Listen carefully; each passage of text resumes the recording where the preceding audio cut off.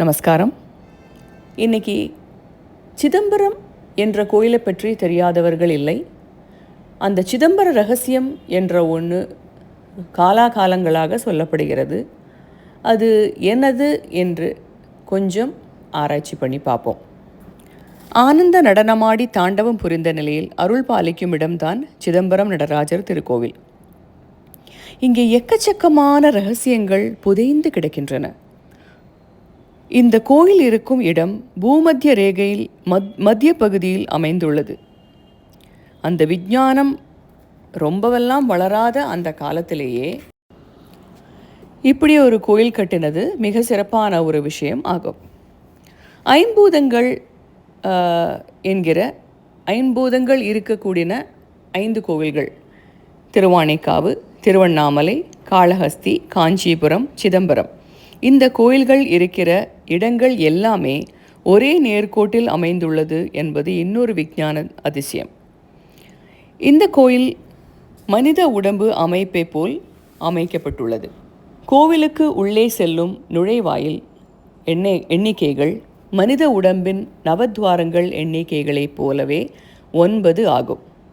நடராஜர் சந்நிதி கருவறையில் இடது பக்கமாக இருப்பது மனித இதயத்தின் இருப்பிடத்தோடு ஒப்பிடத்தக்கது.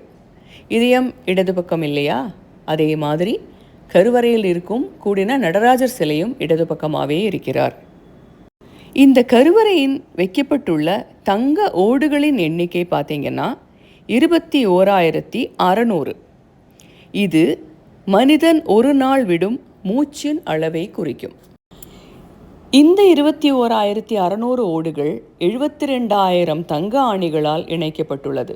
இது மனித உடலில் 72,000 நாடிகளை குறிக்கும். இந்த நடராஜர் வலது கையை அபய முத்திரையிலும் இடது காலை தூக்கி ஆனந்த தாண்டவம் புரிகிறார். இதைத்தான் விஞ்ஞானியர் காஸ்மிக் டான்ஸ் என்று சொல்லுகிறார்கள். இதில் ரொம்பவும் அதிசயமான ஒரு விஷயம் என்னது என்று சொல்கிறேன், கேளுங்கள்.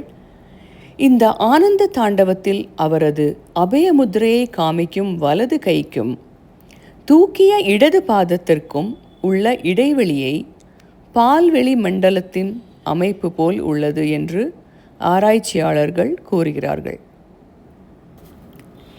இதயம் இருக்கும் இடம் சோலார் சிஸ்டம்.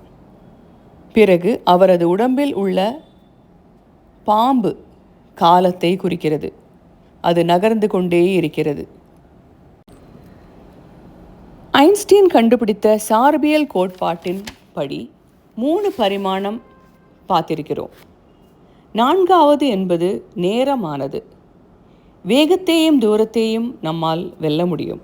ஆனால் நேரத்தை கட்டுப்படுத்த வேணும் என்றால் நேரத்தை ஒரு பரிமாணமாக மாற்றி அதை ஒரு குறிப்பிட்ட வடிவத்தில் வளைத்து வைக்க வேண்டும். இந்த தத்துவத்தை தான் நடராஜர் சிலை மூலம் முன்னோர்கள் நமக்கு எடுத்து சொல்கிறார்கள். இதைத்தான் விஞ்ஞானிகளும் நம்மிடம் கூறுகிறார்கள். ஐரோப்பியன் ஆட்டமிக் ரிசர்ச் சென்டர் உலகத்திலேயே மிகப்பெரிய அறிவியல் ஆராய்ச்சி மையம். அதில் நடராஜர் திருவுருவத்தில் உள்ள அத்தனை சிறப்பான அம்சங்களையும் பொன் எழுத்துக்களில் எழுதப்பட்டு வைத்துள்ளது என்பது நமக்கு பெருமையையும் வியப்பையும் ஊட்டுகிற விஷயம். இப்படிப்பட்ட ஒரு பூலோக கைலாசம் என்றே சொல்லப்படக்கூடிய சிதம்பரம் பெரிய கோவில் கடலூர் மாவட்டத்தில் உள்ள சிதம்பரம் என்ற நகரில் அமைந்துள்ளது. கடைசியாக இத்திருசபையில் சபாநாயகரின் வலதுபுறமாக இருக்கும் சிறு வாயில் திரை அகற்றப்பட்டு தீபாராதனை காட்டப்படும். அங்கே திருவுருவமே இல்லாமல் வில்வதள மாலை ஒன்று தொங்க விடப்பட்டிருக்கும். இதன் ரகசியம் என்னவென்று கேட்டால், இறைவன் இந்த கோயிலில் ஆகாய உருவில் அருள் பாலிக்கிறார் என்பதுதான். ஆகாயத்துக்கு எப்படி ஆரம்பமும் முடிவும் இல்லையோ அதே உணர்த்தத்தான் நமக்கு இந்த மாலையை இங்கே தொங்க விட்டிருக்கிறார்கள். எப்படி ஆகாயத்தை உணர முடியுமோ அதே மாதிரி சிதம்பரத்தில் இருக்கக்கூடிய அந்த பிரபஞ்ச சக்தியான அகிலாண்ட கோடி பிரம்மாண்ட நாயகனான பரமேஸ்வரனை நாம் உணரத்தான் முடியும் என்பதை உணர்த்தும் வகையாகும். ஓம் நம சிவாய.